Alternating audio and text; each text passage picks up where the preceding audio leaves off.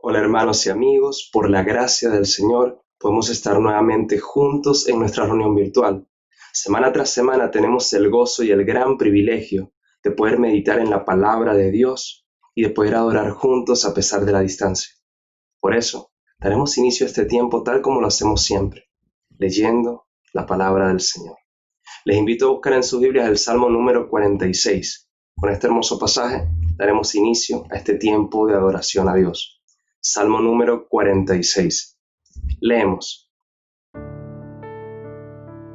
Dios es nuestro refugio y fortaleza, nuestro pronto auxilio en las tribulaciones. Por tanto, no temeremos aunque la tierra sufra cambios y aunque los montes se deslicen al fondo de los mares, aunque bramen y se agiten sus aguas, aunque tiemblen los montes con creciente enojo. Hay un río cuyas corrientes alegran la ciudad de Dios, las moradas santas del Altísimo. Dios está en medio de ella, no será sacudida. Dios la ayudará al romper el alba. Bramaron las naciones, se tambalearon los reinos. Dio él su voz y la tierra se derritió. El Señor de los ejércitos está con nosotros. Nuestro baluarte es el Dios de Jacob. Venid, contemplad las obras del Señor, que ha hecho asolamientos en la tierra, que hace cesar las guerras hasta los confines de la tierra, quiebra el arco, parte la lanza y quema los carros en el fuego. Estad quietos y sabed que yo soy Dios. Exaltado seré entre las naciones, exaltado seré en la tierra. El Señor de los ejércitos está con nosotros. Nuestro baluarte es el Dios de Jacob. Nuestro baluarte es el Señor de los ejércitos. Él está con nosotros. Él está con sus hijos. Bendita sea la palabra del Señor.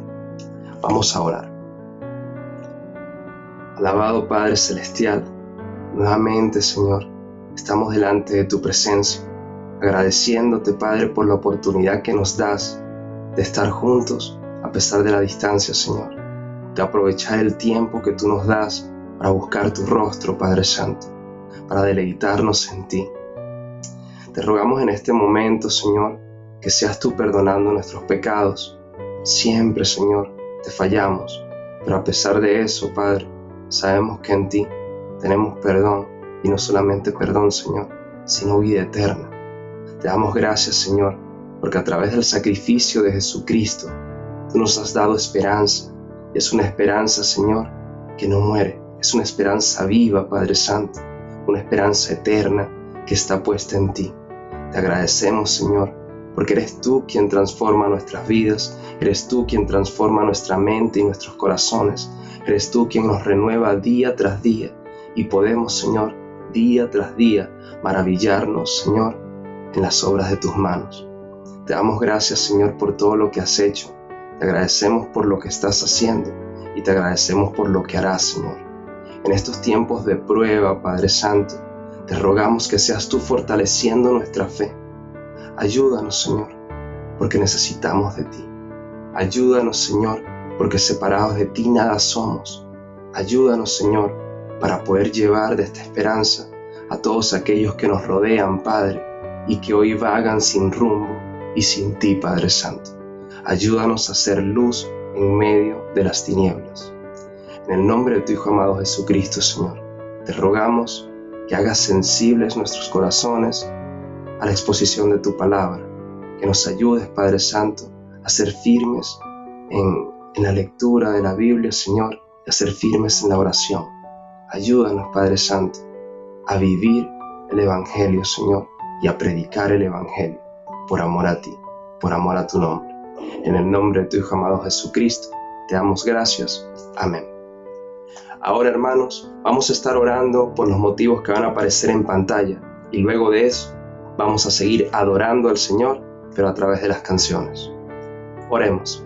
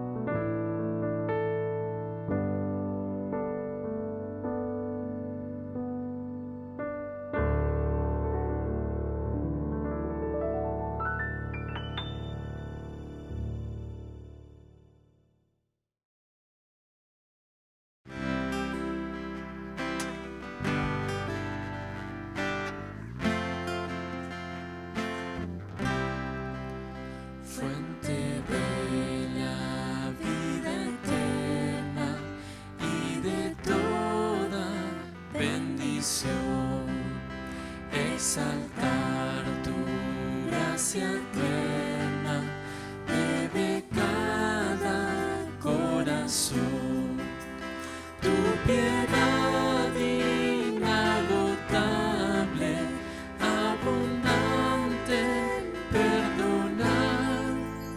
Firme estoy sobre la roca, de tu amor quiero cantar.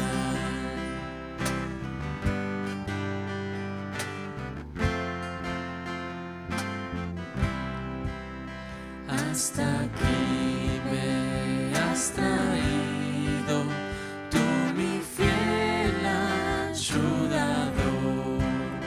Mi esperanza está contigo, en tu casa, mi Señor. Cuando era su enemigo, Jesús vino y me buscó para rescatar mi alma, con su sangre me compró.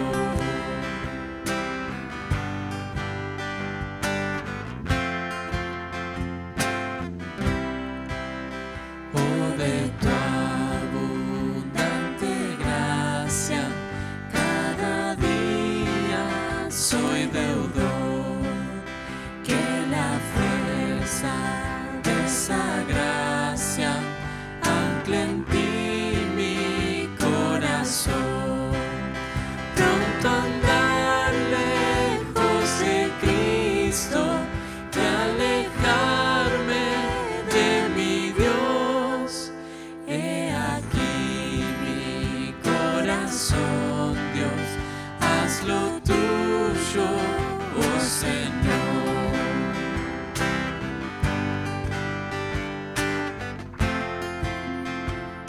Una más.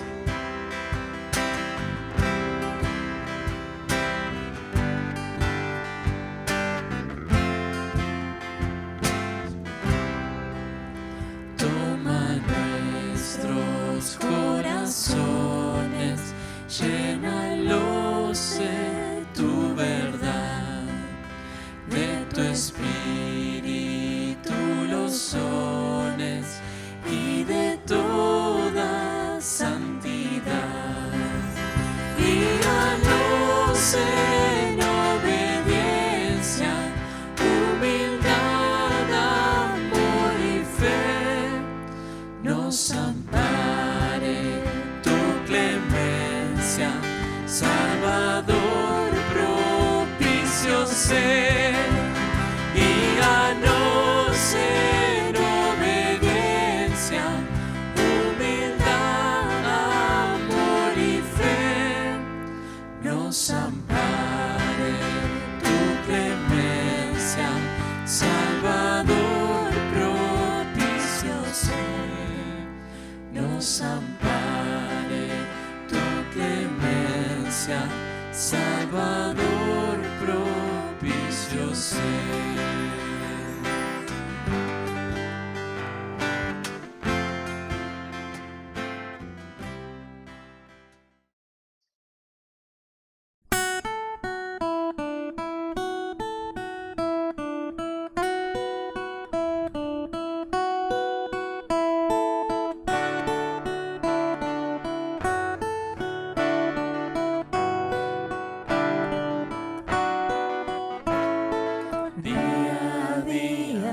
Tú has sido fiel, no has cambiado y no cambiarás. Maravillado estoy con tu amor, porque me amaste siendo un pecador. Cuando recuerdo mi vida sin ti, sin esperanza, en sombras viví, mas hoy reboso en gracia y perdón, porque adoptaste a un vil pecador. Me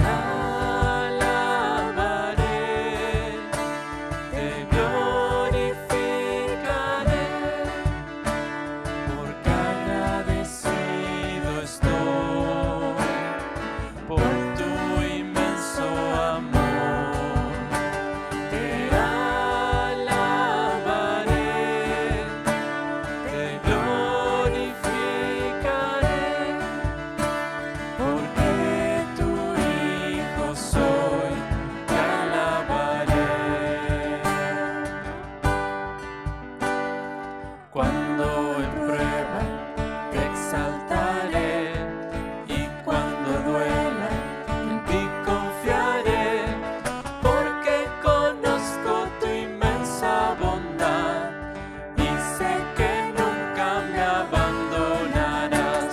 Te alabaré,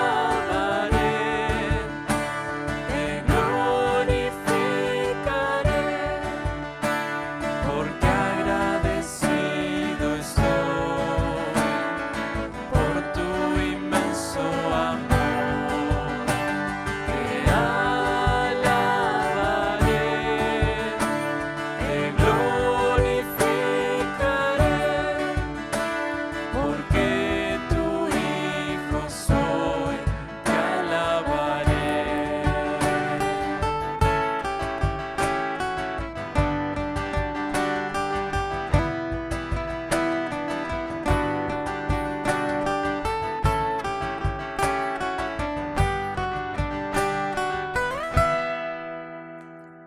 Toda mi vida la pongo a tus pies, haz lo que quieras con ella, mi rey, hasta que vuelvas con fe cantaré. Día a día tú has sido fiel, día a día tú has sido fiel. Te alabaré, te glorificaré, porque agradecido estoy por tu inmenso amor. Te alabaré, te glorificaré, porque tu hijo soy, te alabaré.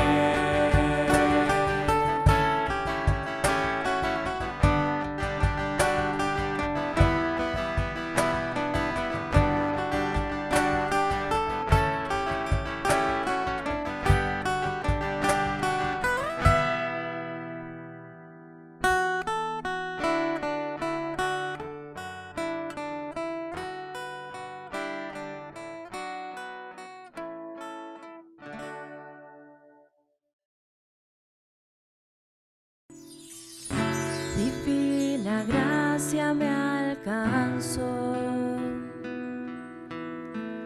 de bravo mar me rescató, a salvo estoy, pues mi roca es Él, mi salvación es el Señor. No temeré al oscurecer, yo con su fuerza escalaré, y el sol veré al amanecer, mi salvación es el Señor.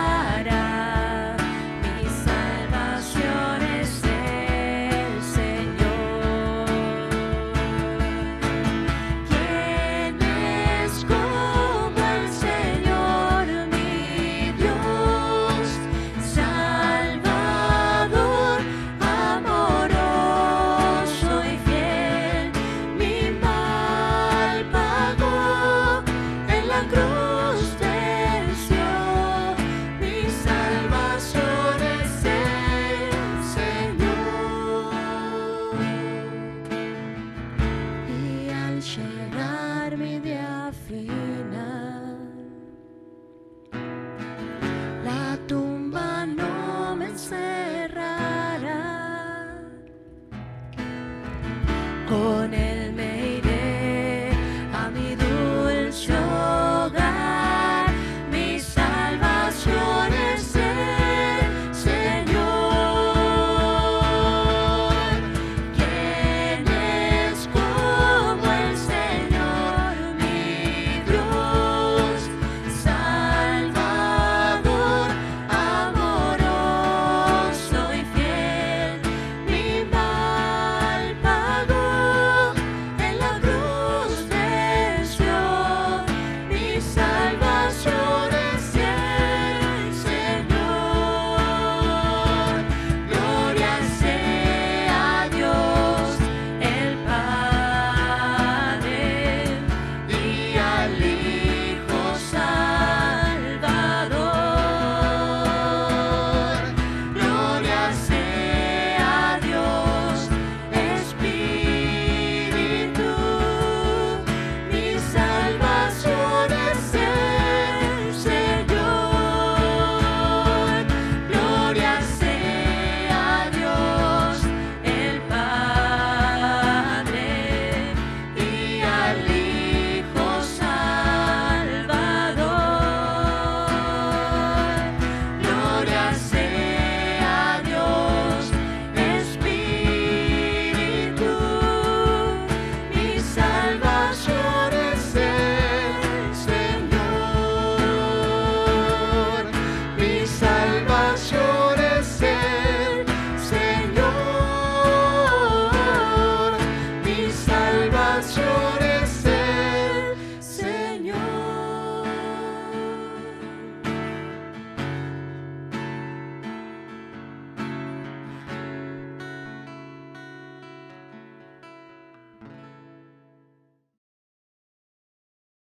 Dios bendiga su palabra. En esta oportunidad les invito a abrir nuevamente allí la primera epístola de Pedro, en el capítulo 1. Estamos en la introducción.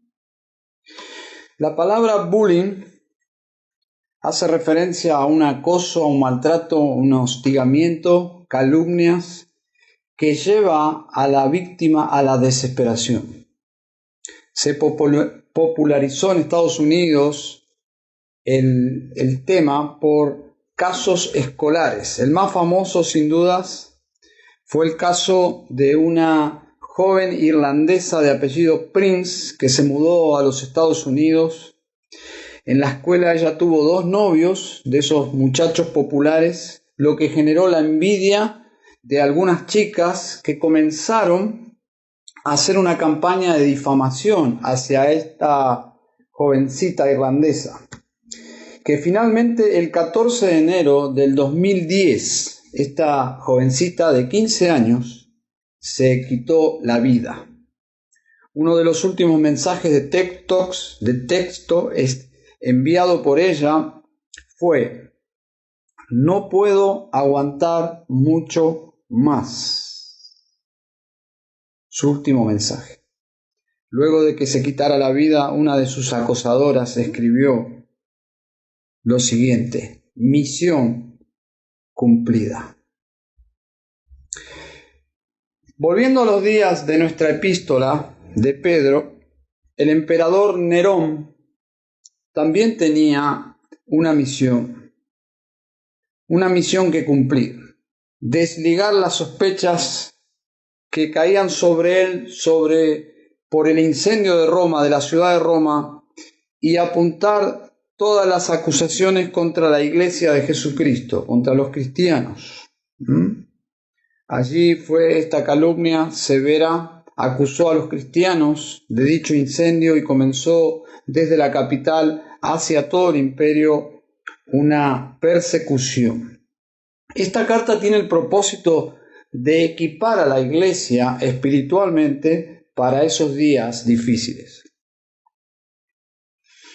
Fue esta persecución la que llevó justamente al apóstol Pedro a la muerte y también al apóstol Pablo. Entonces podemos decir que esta carta de Primera de Pedro es una carta de aliento a permanecer firmes, a pasar con firmeza la prueba, con la actitud correcta, es decir, una actitud que glorifique a Dios. Vamos a leer Primera de Pedro capítulo 1, versículo 1. Pedro, apóstol de Jesucristo, a los expatriados de la dispersión en el Ponto, Galacia, Capadocia, Asia y Bitinia, elegidos según el previo conocimiento de Dios, Padre, por la obra santificadora del Espíritu, para obedecer a Jesucristo y ser rociados con su sangre. Que la gracia y la paz os sean multiplicadas. Hay tres cosas aquí sobre nuestra salvación. La palabra más importante de nuestro pasaje es la palabra, sin dudas, elegidos. Porque la palabra elegidos condiciona todo lo demás. Por esta razón, en esta versión de las Américas, lo coloca y acertadamente adelante, en el versículo 1, elegidos, y continúa la oración. Y la razón que esté adelante es justamente porque todos los sufrimientos que estaban enfrentando estos hermanos tienen su origen justamente en que ellos eran elegidos de Dios. Por ser elegidos es que ellos iban a estar sumergidos en esta campaña de hostigamiento. Pero así también, por ser elegidos, todas las maravillosas bendiciones de la salvación vendrían a ellos. Por ser elegidos, observen la oración, por ser elegidos somos santos. Por ser elegidos somos obedientes, pero también por ser elegidos nos pone en abierta enemistad con el mundo. Y esa es la idea aquí. Tenemos el privilegio de ser elegidos, pero eso nos pone en una situación súper incómoda contra el mundo. Me encanta como lo dice John Piper acerca de este pasaje. Pedro nos envuelve en la elección. Realmente quiere que lo entendamos. Vivir de ella, vivir en ella y vivir por ella, dice el doctor Piper. Saben, la mayoría de ustedes han pasado por la lectura del libro de John Piper, justamente los 5 puntos. En los grupos pequeños. Y creo sin equivocarme que fue un manjar espiritual para la iglesia haber meditado y haber compartido con los hermanos acerca de las doctrinas de la gracia. Hay muchos buenos hermanos que se privan de gozar de las doctrinas de la gracia, que deberían hacer como George Whitefield. Él dijo: yo abrazo el esquema calvinista no por Calvino, sino porque Jesucristo me lo ha enseñado. Hermanos, Dios nos guarde de abrazar las doctrinas de la gracia y no tener gracia para los que no han abrazado las doctrinas de la gracia. Me encanta cómo lo dice Spurgeon. Dice: si alguien me preguntara si me da vergüenza que me llamen calvinista, yo respondo: no quiero que me llamen de ninguna otra forma que cristiano. Pero si me preguntan: ¿sostiene usted las perspectivas doctrinales que sostuvo Calvino? Yo replico que en general las sostengo y me alegra confesarlo. Pero lejos está de mí ni siquiera imaginar que el cielo no contiene dentro de sus murallas a nadie que no sea un cristiano calvinista, o que nadie que no comparta nuestro punto de vista es salvo. ¿Se entiende? Hoy volveré a la elección, pero en esta oportunidad desde la pluma del apóstol Pedro, porque allí habla de la elección.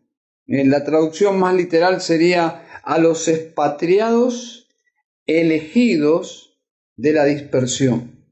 ¿Se dan cuenta? La elección justamente afecta la relación de los elegidos con este mundo.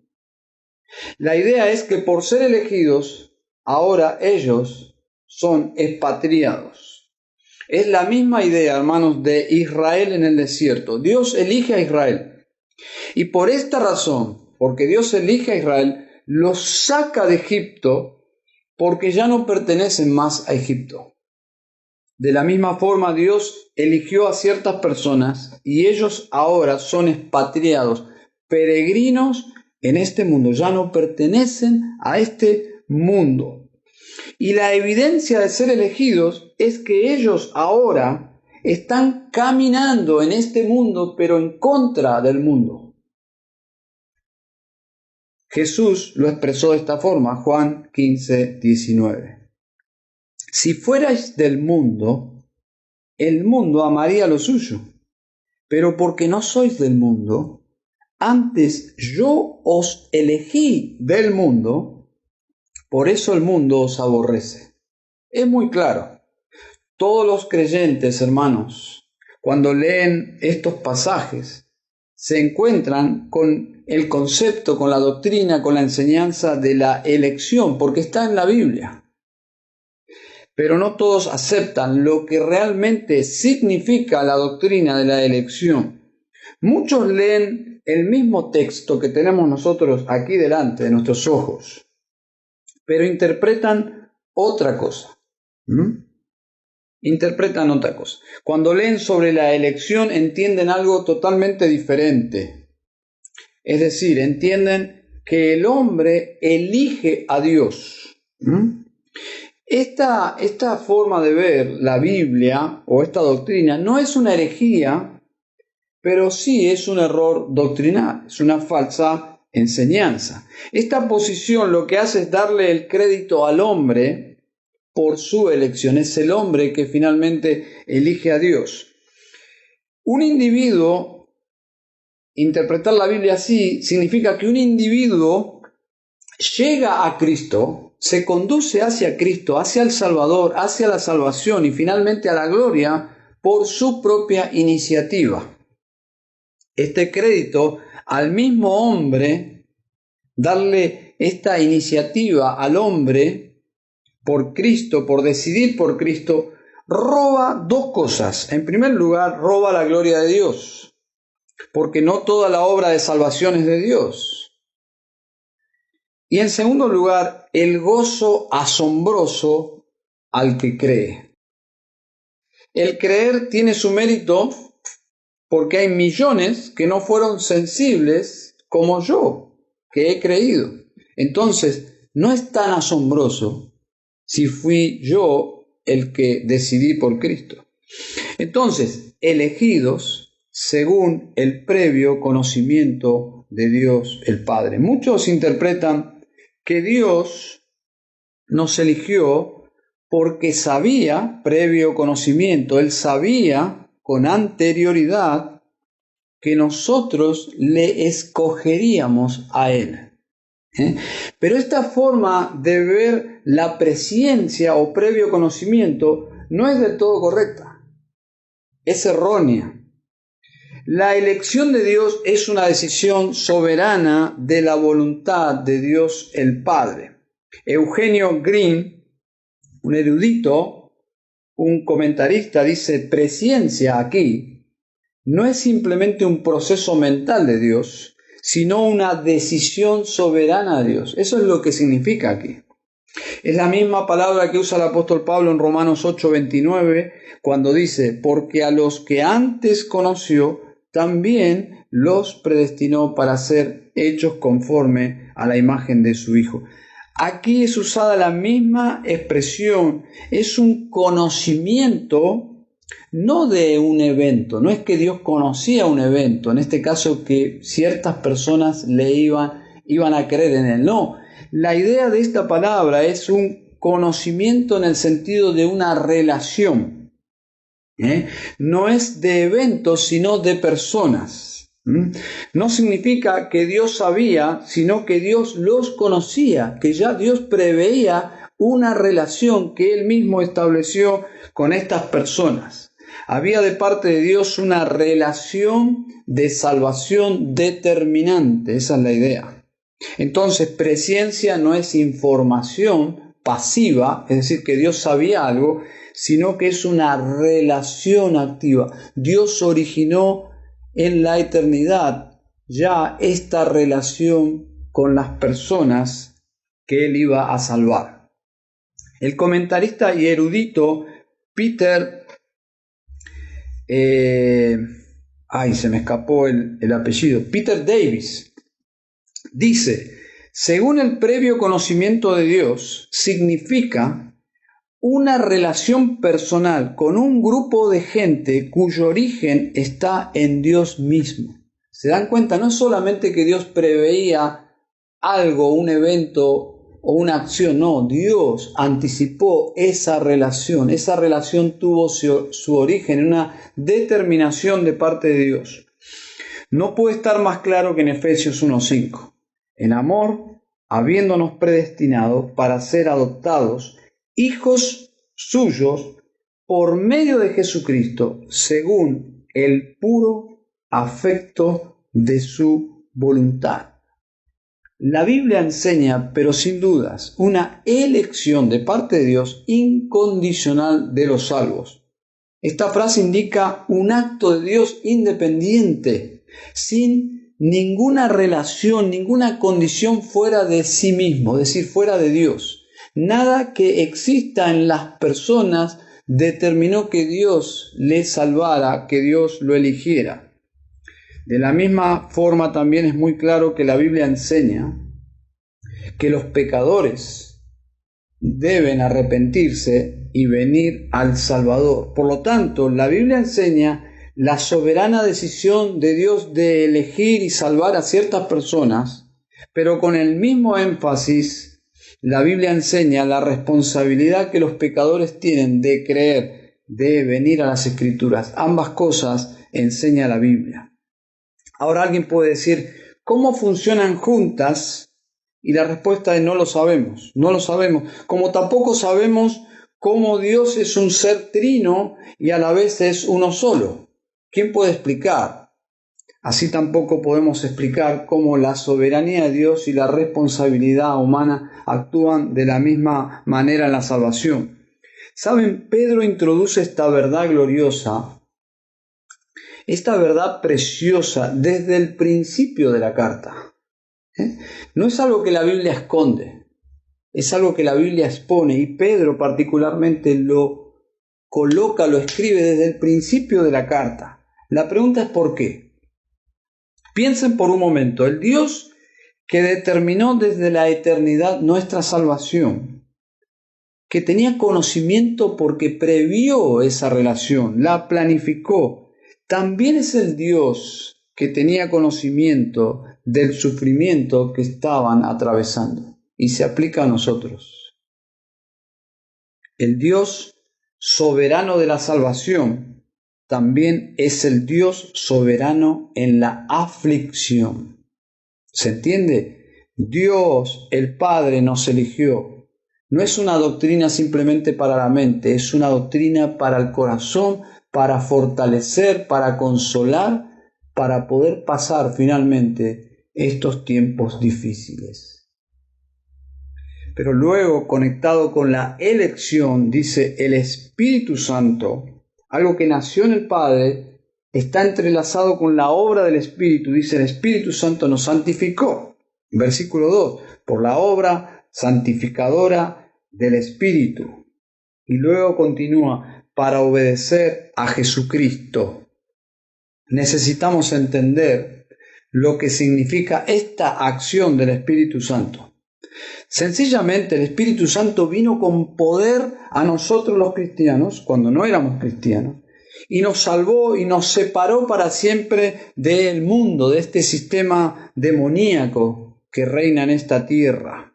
El Espíritu de Dios nos apartó exclusivamente para Dios. Esta obra del Espíritu nos separa para Dios, pero también nos separa de todo este sistema y de toda la gente que participa de este sistema mundano, haciéndonos extranjeros para el resto de este mundo. Ya no hay compatibilidad en propósito de vida. Es lo que dice el capítulo 4, versículo 4 de esta carta. Dice: a estos les parece cosa extraña que vosotros no corráis con ellos en el mismo desenfreno de disolución y os ultrajan. Ellos no entienden cómo nosotros vamos en otro camino, en otro destino, y os ultrajan. ¿Saben? El cambio de corazón es evidente en la frase para obedecer. Eso es fruto de la obra del Espíritu Santo. Para obedecer, el Espíritu Santo nos cambia el corazón de piedra para comenzar a obedecer a Jesucristo. Nuestro corazón comienza a latir, siendo que era de piedra, insensible, comienza a latir por amor al Señor. Pasamos de muerte a vida, pasamos de indiferencia a amor, estableciéndose esta relación que Dios planificó en la eternidad y que el Espíritu Santo inicia por medio de su poder sobre nuestras vidas. Esta clase de obediencia que vemos aquí en el versículo 2 no es para obtener mérito o para ganarnos el afecto de Dios. No, el afecto de parte de Dios se estableció en la eternidad. Dios decidió amarnos. Y el Espíritu Santo hace posible alcanzar esta salvación y nos predispone de corazón para obedecer a Dios. No es para alcanzar la salvación, sino para mantener una relación de amor. Juan 14:15 dice: si me amáis, guardad mis mandamientos.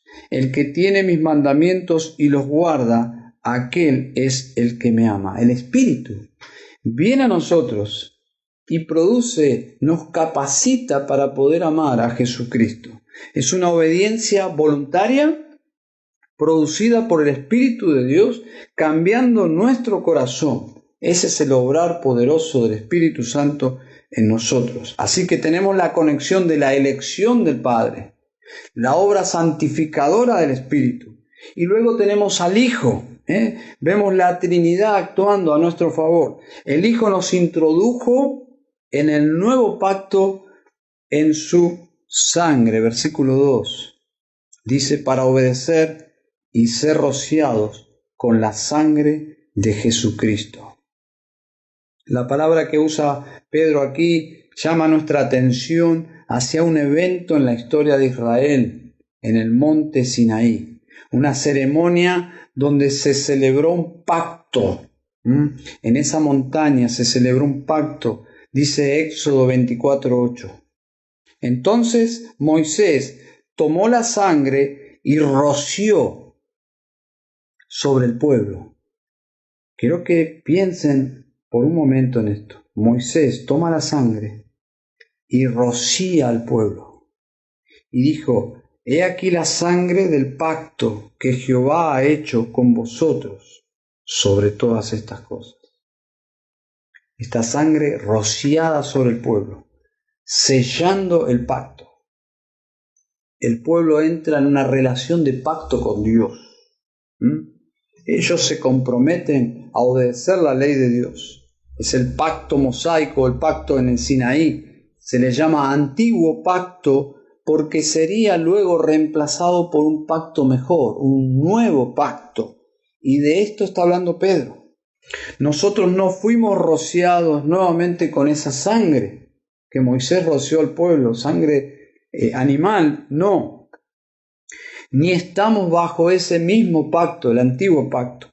Lo que está diciendo Pedro aquí, que estamos unidos a Dios en un nuevo pacto por medio de la sangre de Cristo. Hemos sido rociados, lo cual significa que hemos entrado en una relación con Dios de pacto. Y la sangre fue no la de un animal, sino la de el Hijo de Dios, nuestro Señor Jesucristo. Es lo que dice Lucas 22:20. De igual manera, después que hubo cenado, tomó la copa diciendo: esta copa es el nuevo pacto en mi sangre. Observen el énfasis.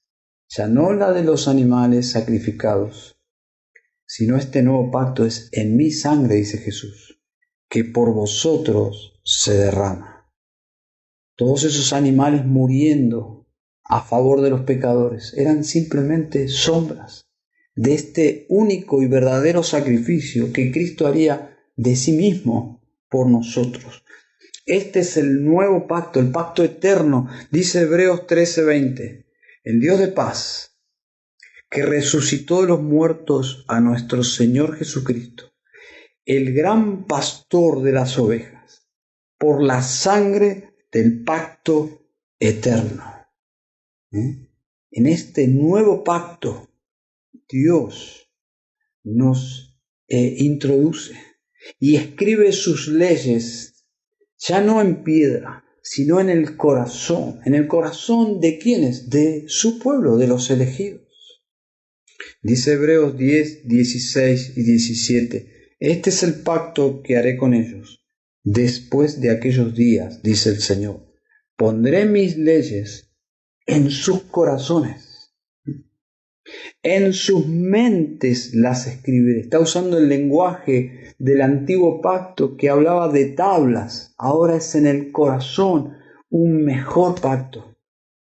Dice y añade, y nunca más me acordaré de sus pecados y transgresiones. Un solo sacrificio, un único pacto en la sangre de Cristo, para ya deshacerse definitivamente de todas nuestras transgresiones y pecados. Amigo que me estás escuchando, si no estás unido a Cristo, podés hacerlo ahora mismo, porque las puertas de la salvación están abiertas para todo aquel que viene. La oferta es preciosa y grandiosa, sublime, para todos los pecadores. Vengan a mí, dice Cristo, los que estáis trabajados y cargados a causa del pecado. Y si has intentado salvarte en tus fuerzas, estás sumamente cargado porque no es posible. Ven a Cristo y entra en esta relación preciosa por medio de su sacrificio. Su sangre te limpiará de tus pecados y pasarás de muerte a vida. ¿No estás maravillado al leer estos dos versículos ya en la introducción, en el saludo de la carta, que contenga tanta verdad, tanta doctrina, que el trino Dios se involucre en nuestras vidas, en nuestras vidas?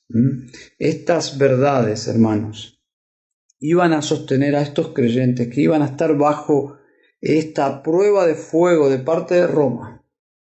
Estas verdades los iban a conducir y los iban a fortalecer, y a nosotros también en nuestras propias pruebas. Ya no Roma, pero pueden ser diferentes pruebas. Pero esta verdad preciosa, que la elección nos pone en esta relación profunda, asombrosa y eterna con Dios, pero a la vez nos pone enfrentados con este mundo. No importa porque nuestro destino está asegurado en Cristo, en Dios, desde la fundación, desde antes de la fundación del mundo. Así que simplemente es que somos peregrinos, expatriados, extranjeros. Nuestro destino está en Dios mismo, en su presencia. Hacia allí vamos, aunque tengamos que sufrir en este mundo la antipatía de este mundo, el Señor nos sostendrá. Amén.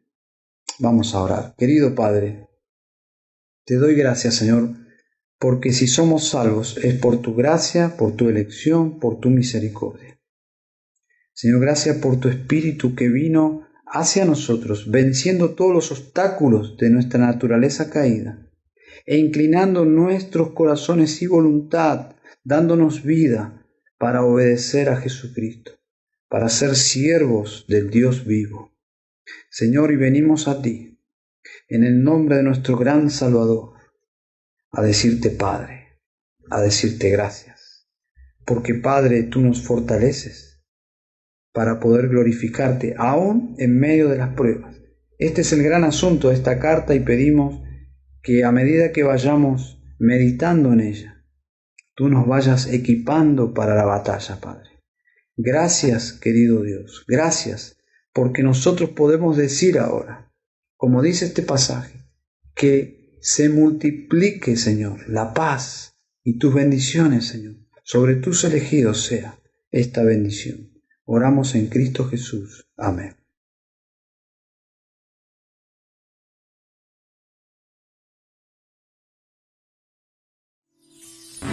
Divina gracia me alcanzó,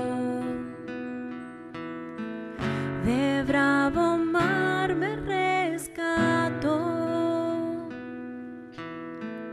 a salvo estoy, pues mi roca es Él, mi salvación es Él.